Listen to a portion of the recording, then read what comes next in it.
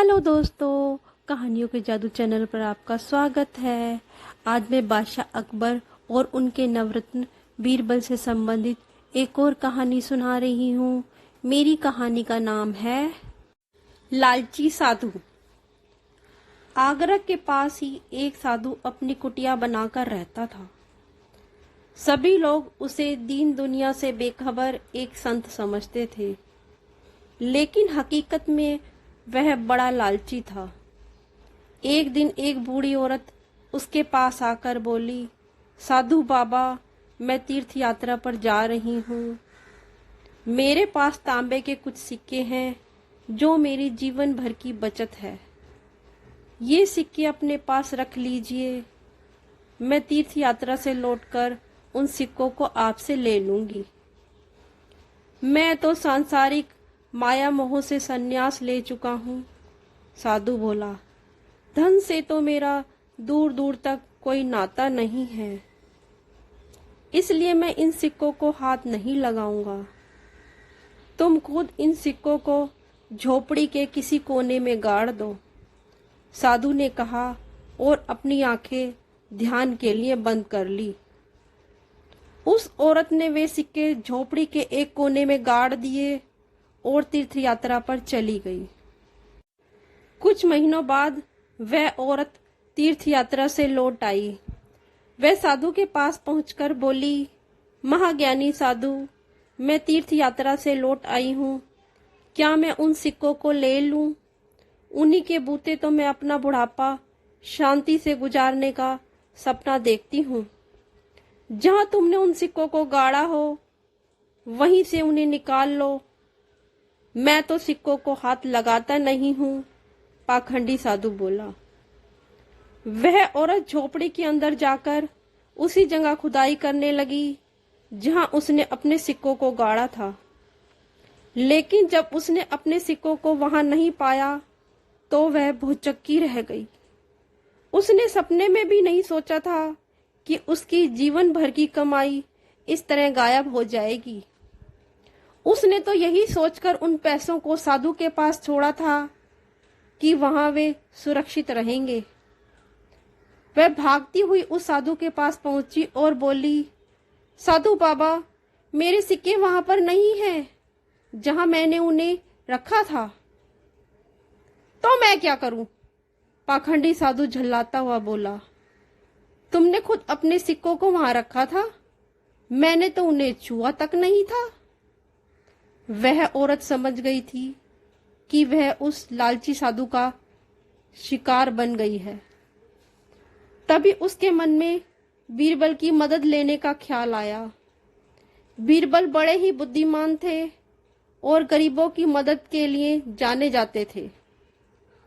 वह बीरबल के पास जा पहुंची और उन्हें सारी बात कह सुनाई। बीरबल ने ध्यान से उसकी पूरी बात सुनी। कुछ देर सोचकर वे उससे बोले, चिंता ना करो, मैं तुम्हारे सिक्के दिलवा दूंगा। बस तुम वैसा ही करना जैसा मैं तुम्हें कह रहा हूं। फिर उन्होंने उस बुढ़िया को कुछ समझाया। पूरी योजना समझकर बुढ़िया बहुत खुश हो गई। अगले दिन बीरबल उस साधु के पास पहुंचकर बोले, महात्मा जी, मैंने आपके विषय में बहुत कुछ सुन रखा है। लोगों ने मुझे बताया है कि आप मोह माया से दूर दूर तक कोई रिश्ता नहीं रखते, इसीलिए मैं आपके पास आया हूँ।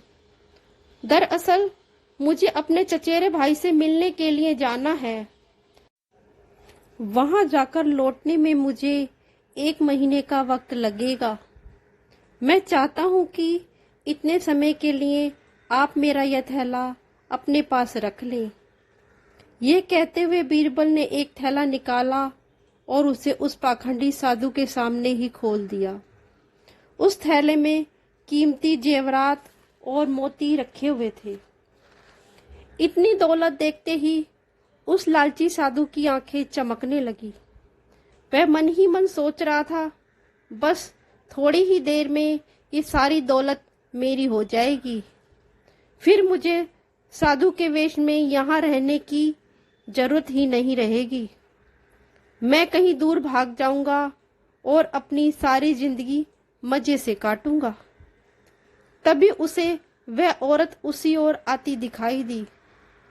उसने घबराकर सोचा, अगर इस बुढ़िया ने इस मोटे आसामी के सामने कुछ कह दिया तो फिर मेरे हाथ एक फूटी कोड़ी तक नहीं लगेगी। मुझे इस बुढ़िया के चंद सिक्के देकर इसे भगा देना चाहिए। उस बुढ़िया के पास आते ही साधु उसके कुछ कहने से पहले ही बोल उठा, अच्छा हुआ तुम आ गई। मैंने ध्यान करने पर पाया कि तुम्हारे सिक्के झोपड़ी के उत्तर कोने की ओर दबे हुए हैं। तुम जाओ और वहां खोदकर सिक्के निकाल लो।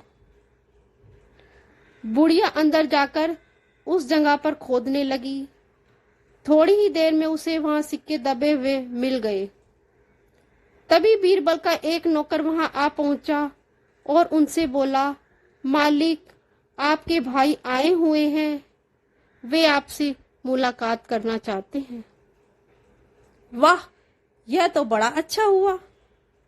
अब तो मुझे भाई के घर जाने की जरूरत ही नहीं है। यह कहते हुए बीरबल अपने महल की ओर लौट पड़े। इस तरह उस पाखंडी साधु को ना बुढ़िया के सिक्के मिल सके और ना ही बीरबल की दौलत। उसका तो वही हाल हुआ कि ना खुदा ही मिला, ना विसाले सनम, ना इधर के रहे ना उधर के रहे। हाँ तो मेरे दोस्तों, अगर आपको कहानी पसंद आई हो तो मेरे चैनल को सब्सक्राइब करें, लाइक करें, शेयर करें। Thank you, love you all.